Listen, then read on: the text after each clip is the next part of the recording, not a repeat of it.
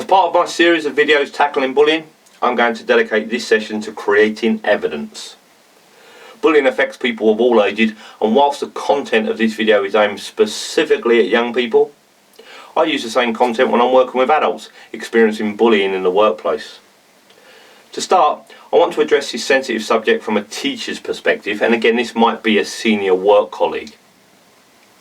If a young person is approaching you saying they've been bullied, there are a lot of what, why and when questions that suddenly appear in your mind.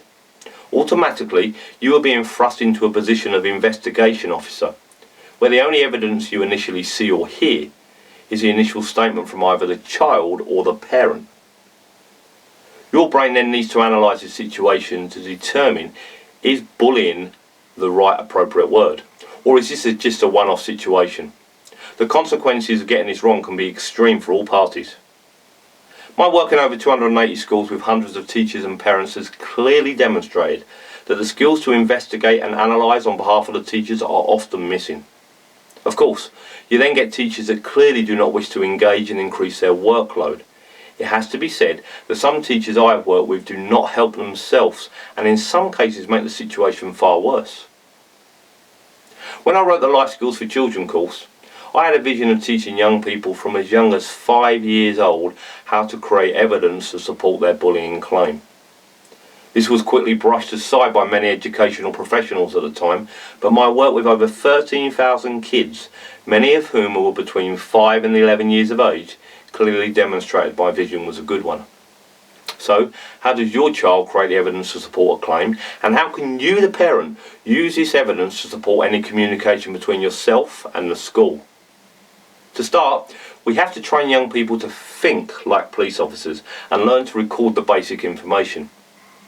This information will include the date, time, location and who was involved. I have had success getting young people to write this information down on paper, record it on their phones, and through giving the information to their parents who subsequently write it down. The next stage is crucial, as you need to educate your kids in how to record what happened and what was said by who. This can sometimes be tricky, specifically for young people, but even with limited information you'll be able to see patterns. This brings me on to the third and final stage, and that is to record evidence every time it happens. This is essential, as you the parent will require this information to determine if it's actually a bullying incident or a single event. It was not uncommon for young people I work with to produce 5, 10 and sometimes 20 evidence logs. My role was to sit down with the parents and look at patterns. Were the same people involved? Did the incident occur at the same locations or classes? Was there a pattern of similar verbal or physical abuse?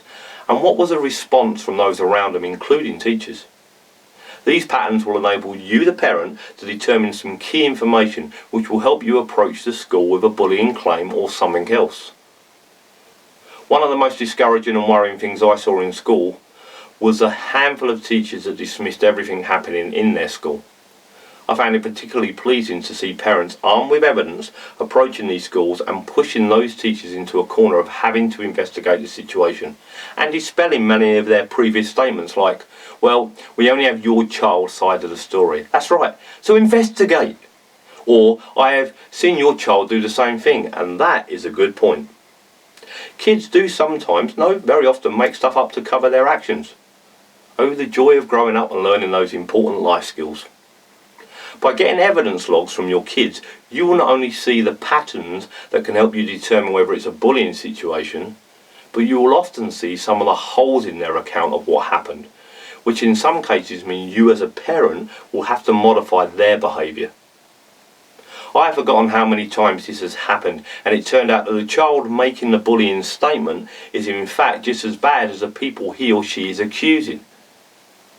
Creating evidence is a powerful tool to support your child and provide you with a professional approach to the school in order to resolve any incident that might have occurred. But let's be honest, your kids might need some behavioural change techniques, which I'll deal with on another programme.